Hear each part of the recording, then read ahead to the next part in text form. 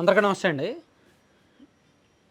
మనిషిగా సాటివారికి సాయం వస్తే ఖచ్చితంగా చాలామంది స్పందిస్తారు.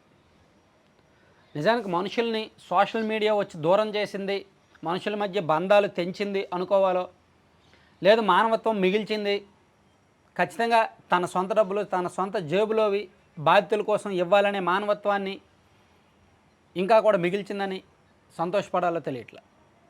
సో ఈ విజయవాడ వరదల నేపథ్యంలో చాలామంది నేను నిన్న సీఎంఆర్ఎఫ్ గురించి వీడియో చేసి సీఎంఆర్ఎఫ్కి మీరు ఫండ్స్ వేయండి అని చెప్పాను. సీఎంఆర్ఎఫ్ అనేది దాని పర్పస్ ఇది, ఇలా వాడుకుంటారు, సో హీరోలు ఇలా ఇస్తున్నారు అని చెప్పాను. సో మీరు చూస్తే పవన్ కళ్యాణ్ గారు కూడా 6 కోట్లు ఇచ్చారు, 4 కోట్లేమో గ్రామాలకు ఇచ్చారు. అది సెపరేట్ వీడియో చేశాను. పవన్ కళ్యాణ్ గారు ఇచ్చిన విరాళం, హీరోలందరూ ఇచ్చిన విరాళం సెపరేట్ వీడియో చేశాను. దీనికి ముందు వీడియోలోనే ఉంటుంది, చూడొచ్చు. సరే, ఇప్పుడు మన సబ్స్క్రైబర్స్ రెస్పాన్సు చాలా బాగుంది. నిజంగా నాకు చూస్తే నేను ఎంతో కొంత సాధించానేమో అనే ఒక మంచి ఫీలింగ్ కలుగుతుందన్నమాట. సో ఎందుకంటే విజయవాడ వరదలు నిన్న గ్రౌండ్ రిపోర్ట్ చూపించిన తర్వాత, నేను అక్కడికి వెళ్ళి నేరుగా అక్కడ గ్రౌండ్ రిపోర్ట్ చూపించిన తర్వాత చాలామంది నాకు మెసేజ్ చేశారు, వాళ్ళకి ఏమైనా చేద్దామని. నేను ఏమీ పెద్ద వ్యవస్థను కాదు, నేను ఒక పెద్ద సాధారణ వ్యక్తిని మాత్రమే, ఒక సాధారణ వ్యక్తిని. నేను మహా అయితే పిలుపునిస్తే విజయవాడలో ఉన్న మన సబ్స్క్రైబర్స్ కుర్రాళ్ళు ఒక 50 మంది వచ్చి అక్కడ సాయం అందించడానికి సిద్ధంగా ఉంటారు. కానీ అలా ఇవ్వడానికి ఎవరైనా సిద్ధమే. కానీ వాళ్ళకి మనం మెడిసిన్స్ ఇవ్వడమో, ఫుడ్ ఇవ్వడమో, లేదా దుస్తులు కొనివ్వడమో అది మెయిన్. మనకి అలా చేయడం మెయిన్. సో నేను ఏం చేయాలి, ఎలా చేయాలి అని ఇప్పటికీ ఆలోచిస్తూనే ఉన్నా.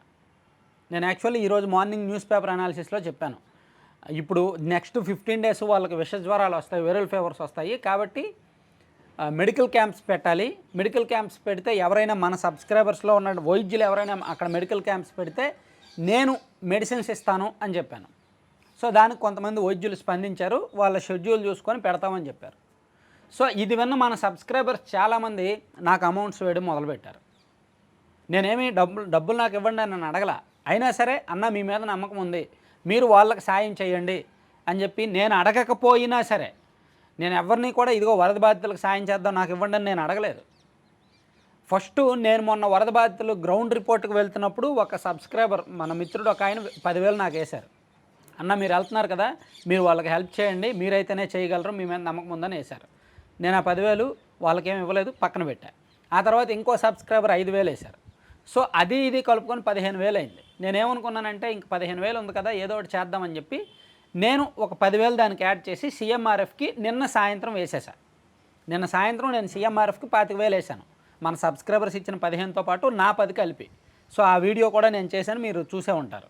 సో ఆ తర్వాత నిన్న సాయంత్రం నుంచి నాకు చాలామంది మన సబ్స్క్రైబర్స్ తల 1000, తల 500, తల 5,000, తల 10,000 వేస్తూనే ఉన్నారనమాట చాలామంది. సో అలాగే ఒక పెద్ద ఆయన 1,00,000 రూపాయలు వేశారు. సో దాదాపుగా 1,50,000, 1,70,000 అనుకుంటా వచ్చింది మొత్తం మీద.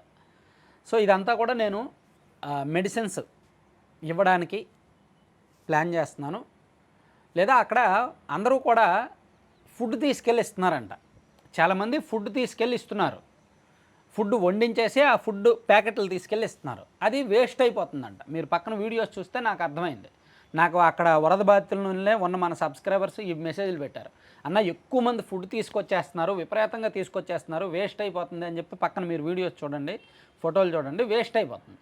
సో ఈ ఫుడ్ కంటే వాళ్ళకి కావాల్సింది నిత్యావసరాలు. ఎందుకంటే అక్కడ నీళ్లు తగ్గాయి, ఇప్పుడిప్పుడే ఇళ్ళకు వెళ్తున్నారు. సో ఇళ్ళకు వెళ్ళే వాళ్ళకి ఒక 4-5 రోజుల పాటు బయటికి వెళ్ళి కొనుక్కోవడానికి, ఆ రోజు గడవడానికి కష్టంగా ఉంటుంది.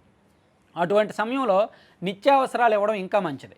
బియ్యము, పప్పు, అలాగే వాళ్ళు వండుకోవడానికి కొన్ని రకాల కూరగాయలు, నూనె, ఉప్పు, కారం లాంటి నిత్యావసరాలు ఇస్తే ఒక వారం రోజులకు సరిపడా సరుకులు ఇచ్చామనుకోండి, ఈ వారం రోజులు వాళ్ళ పూట గడుస్తుంది.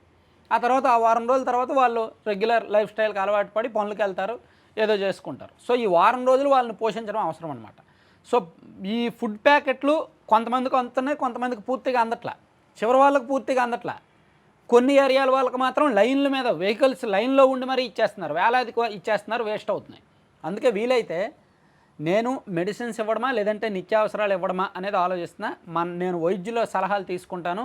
మన సబ్స్క్రైబర్స్లో ఉన్న కొంతమంది వైద్యులతో మాట్లాడి మెడిసిన్స్ అవసరమైతే నేను మెడిసిన్స్ ఇస్తాను. ఏదైనా మన సబ్స్క్రైబర్కి సంబంధించిన మెడికల్ షాపుల్లో ఎక్కడైనా హోల్సేల్గా తీసుకుంటాను. హోల్సేల్గా తీసుకొని బల్క్గా తీసుకొని మెడిసిన్స్ ఇస్తాను.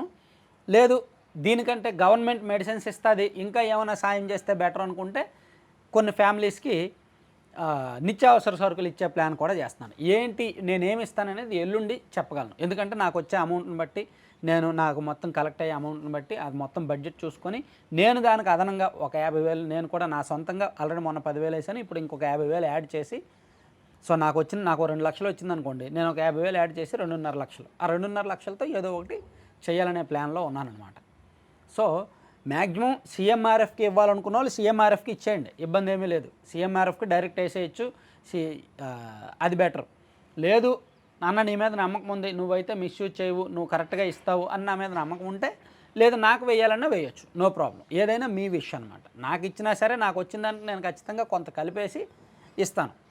నిత్యావసరాలు ఇస్తేనే బెటర్ అని చాలామంది చెప్తున్నారు. నేను ఆ లోకల్లో ఉన్న ఆ బాధితులతో మాట్లాడి వాళ్ళకి ఏం అవసరమో అది ఇస్తా, ఏది కూడా వేస్ట్ అవ్వకూడదు, అదే ఆలోచనతో ఉన్నా. కానీ మన సబ్స్క్రైబర్స్ని మాత్రం చేతులెత్తి మొక్కాలి. ఖచ్చితంగా ఎటువంటి పిలుపునివ్వకుండా మీరు అలా చేయండి ఇలా చేయండి అని చెప్పి నన్ను ఎంకరేజ్ చేయడం, డబ్బులు ఇవ్వడం మామూలు విషయం కాదనమాట.